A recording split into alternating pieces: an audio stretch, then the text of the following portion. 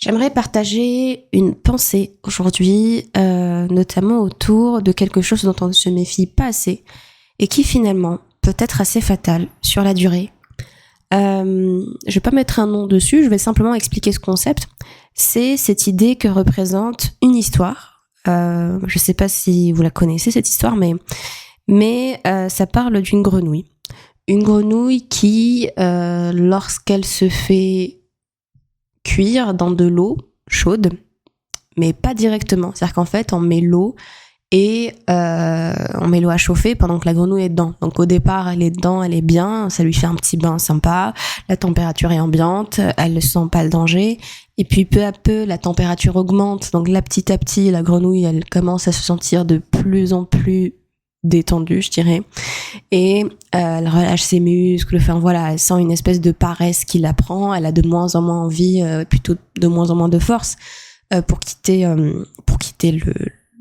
la casserole, la marmite.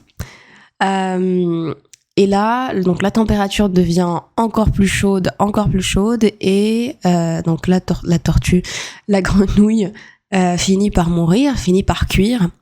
Donc sans avoir ne serait-ce qu'essayé de réagir à ce qui lui arrivait. Et donc ce phénomène est assez surprenant puisque dans un autre cas, dans un autre scénario, la grenouille, si on la met dans une eau très très chaude dès le départ, elle réagit en sautant et donc en quittant l'eau de manière assez proactive. Voilà, donc elle réagit en sautant directement, en n'acceptant pas de se faire cuire. Et c'est marrant cette idée que finalement lorsqu'on amène les choses avec de la douceur, avec en tout cas une espèce de lenteur qui fait que on ne sent pas la différence, encore on ne la voit pas, mais elle est là, mais elle est tellement légère, tellement imperceptible qu'on ne réagit pas. Et c'est une espèce de zone d'endormissement qui fait que on finit par accepter des choses qu'on n'aurait jamais acceptées au départ. Et je trouve que c'est un point de vigilance assez important, surtout pour nous, êtres féminins, qui, pour la majorité quand même, de ce que moi je vois en tout cas pour l'instant, avons cette tendance à la flexibilité de sorte à ce qu'on accepte de faire certains compromis qui à la base n'étaient même pas négociables. Et on finit par se faire avoir.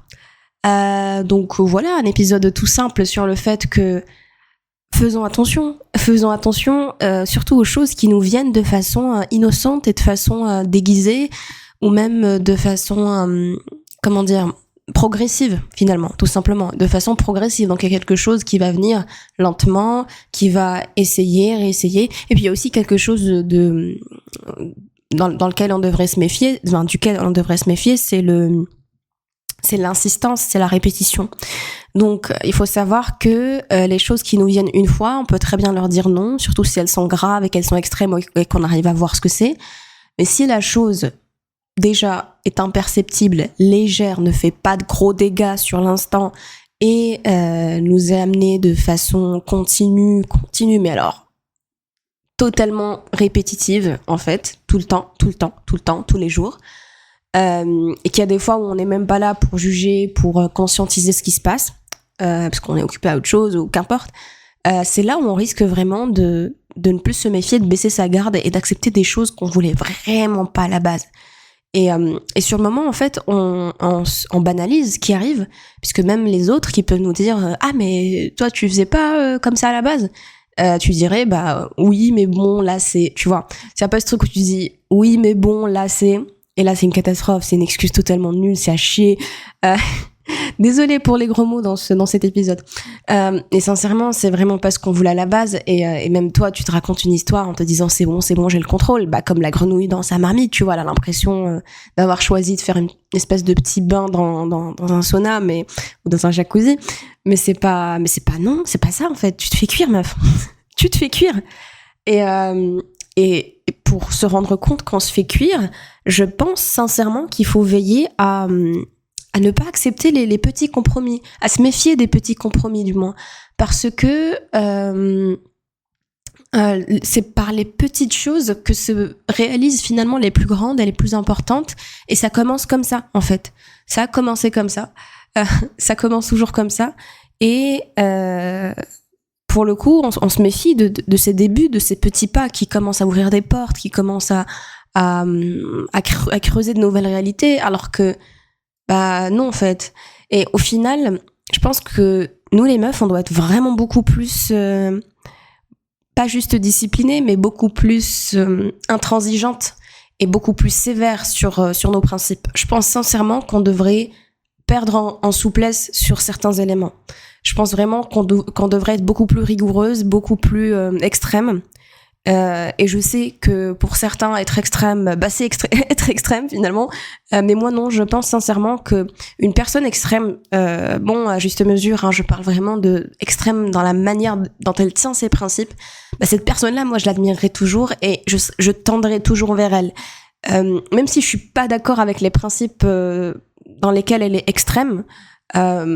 Si pour le coup elle me tolère dans ma différence, je l'apprécierais beaucoup parce que pour moi tenir à quelque chose de façon extrême, c'est refuser ne serait-ce que lui ouvrir une porte vers le doute ou vers la concession. C'est vraiment être tellement attaché à un principe de façon totale, claire, sans hésitation, sans doute, de sorte à ce qu'on est sûr que sur la durée ça va fonctionner.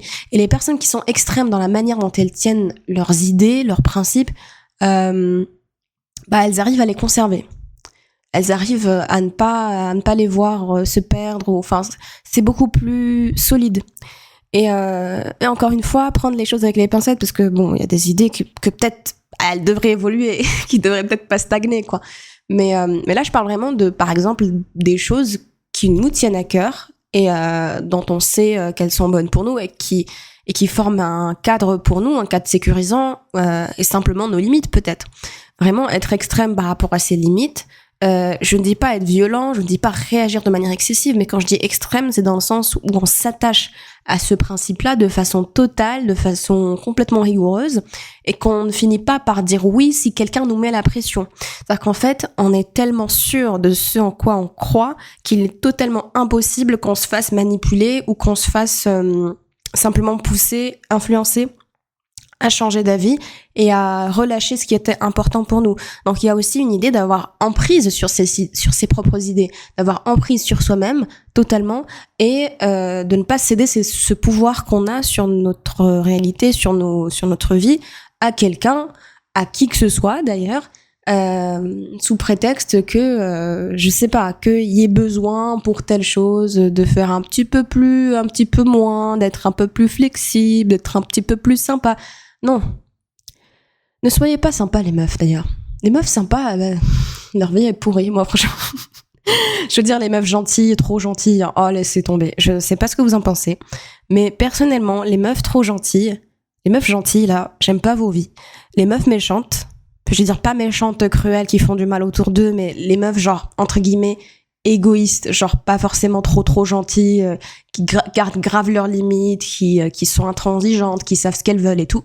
Elles, j'aime trop leur vie. Je suis désolée, mais genre voilà, c'est juste les faits, quoi. Il y en a une, sa vie, elle a pas à servir les autres. C'est cool un moment, mais non, c'est pas ce dont je rêve, tu vois. Je sais pas ce que la petite version de toi, la petite fille, ce qu'elle voudrait pour sa vie, mais je pense qu'elle voudrait avoir plein de trucs et à partir du moment où tu sers les autres et où tu ne vis pas ta vie, où tu vis celle des autres, t'auras pas assez plein de trucs dans la petite toi rêvée. Et je sais même pas si la petite toi rêvait finalement, si on t'avait autorisé à rêver, mais c'est jamais trop tard pour commencer à rêver, à vouloir quelque chose. Et contrairement à ce qu'on ait pu te raconter, à ce que ton entourage pourrait te raconter, tu as le droit de vouloir un tas de trucs. Donc fonce. Et bref, je m'éloigne du truc, mais c'est toujours motivant, donc why not. Voilà, donc vraiment ce point d'attention, j'aimerais revenir dessus, j'aimerais le souligner avant de terminer cet épisode qui est ma foi assez court, mais je trouve assez efficace parce qu'il va droit au but. Méfiez-vous de l'eau qui se réchauffe, les meufs. Franchement, méfiez-vous de ce truc. Méfiez-vous des petites concessions qu'on essaie de vous faire accepter, des petits compromis qu'on essaie de poser. Méfiez-vous d'une personne qui essaie de questionner, surtout un mec, j'insiste dessus. Là, c'est trop grave. Si un mec ne respecte pas vos limites ou qu'il essaie de négocier quelque chose, franchement, partez. Je suis désolée, je m'en fous. Même si ce mec, vous êtes avec depuis toute la vie, depuis la naissance, partez. J'en ai rien à faire. Je suis désolée. Je pense que la pire chose que vous puissiez vous faire, c'est être avec quelqu'un qui n'accepte pas, qui ne respecte pas qui ne respecte pas ce que vous êtes et ce que vous souhaitez être, qui essaie de négocier, qui essaie de vous faire accepter l'inacceptable, quelqu'un qui veut tout simplement vous avoir sous son emprise. Vous faites ce que vous voulez dans la vie, mais je ne veux pas que vous fassiez ça, d'accord ? Je veux vraiment votre bonheur. Donc, s'il vous plaît, n'acceptez pas ça, d'accord ? Quelqu'un qui essaie de négocier, ça pue. Pourquoi tu négocies des trucs qui sont à moi ? Pourquoi déjà tu es dans mon jardin, dans ma demeure, dans ma propriété, et tu viens négocier les termes de mon contrat ? C'est incroyable l'audace. Franchement, ça, pour moi, c'est clairement du manque de respect, et ça part d'une croyance de l'autre, qu'il a tous les droits, que tes croyances ou tes limites, je veux dire, n'ont aucune importance, et qu'il a le droit de venir les bousculer ou en faire ce qu'il veut. Voilà, terriblement narcissique, et ça, pour le coup, c'est un exemple d'une méchante personne. Ça, c'est mauvais, ça, c'est pas bien. Me dites pas les meufs qui sont, entre guillemets, égoïstes, franchement, c'est un gros terme. T'es tellement nul, en fait. Les meufs qui prennent soin d'elles et qui pensent à elles, etc., c'est des meufs méchantes, c'est des meufs... Non, mais disons les termes, c'est que les mecs qui perdent leur avantage qui disent ça de ces meufs-là. Sinon, les meufs, elles aiment ces meufs-là, et elles ont de très belles amitiés avec. Donc je dirais, avant de vous faire un avis sur une personne, écoutez quand même les deux versions et comparez, et essayez de comprendre les tenants, les aboutissants de chaque version, et vous allez très vite capter qu'en fait il y en a un qui a perdu son avantage et qu'il est un peu dégoûté, donc il essaie de projeter sa haine. Bref, n'acceptez pas ça, s'il vous plaît.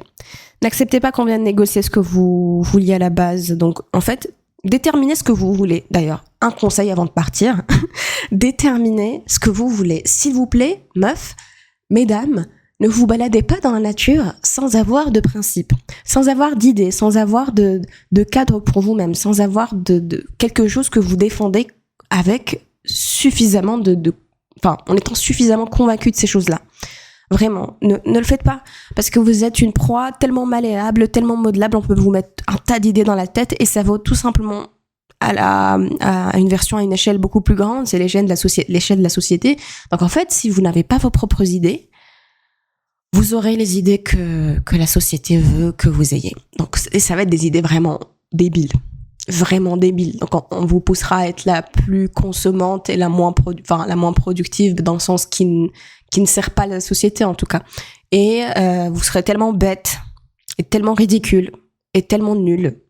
Vous vous aimerez pas. Bref, je vous conseille pas. Je vous conseille d'avoir vos propres idées et de les cultiver et de croire en ces idées et de vous dire que vous avez le droit d'avoir ces idées-là, de vous autoriser à avoir des principes, des limites, des choses dans lesquelles vous croyez, vos propres idées, et défendez-les. Croyez en ces idées. Bon, je vous conseille pas d'aller en débattre avec tout le monde, ça sert à rien, c'est une perte d'énergie. Mais ayez cette espèce d'entre-deux où vous êtes convaincu de vos idées, tout en restant suffisamment sage et consciente des limites que l'être humain a, pour pouvoir vous inspirer d'autres idées qui pourraient alimenter ce en quoi vous croyez, voire peut-être venir bouleverser certaines choses, mais en tout cas, ça se construit, ça se reconstruit constamment. L'idée, c'est que ça vienne de vous et que ça ne vienne jamais de l'autre. Donc, qu'il n'y ait jamais un autre qui vienne...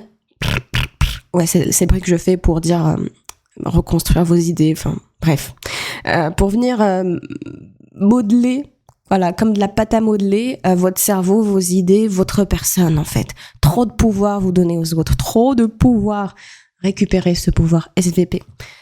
Voilà, j'espère que cet épisode vous aura plu, que vous aurez un petit peu capté mes idées et cette énergie que j'essaie de vous transmettre aujourd'hui. N'hésitez surtout pas, voilà, à vous abonner à la chaîne YouTube Consciente et Alignée, au podcast sur Spotify Consciente et Alignée. Voilà, et je vous souhaite une très très très belle journée, très heureuse, loin de toute marmite et loin de toute eau qui pourrait se réchauffer. Voilà, à bientôt.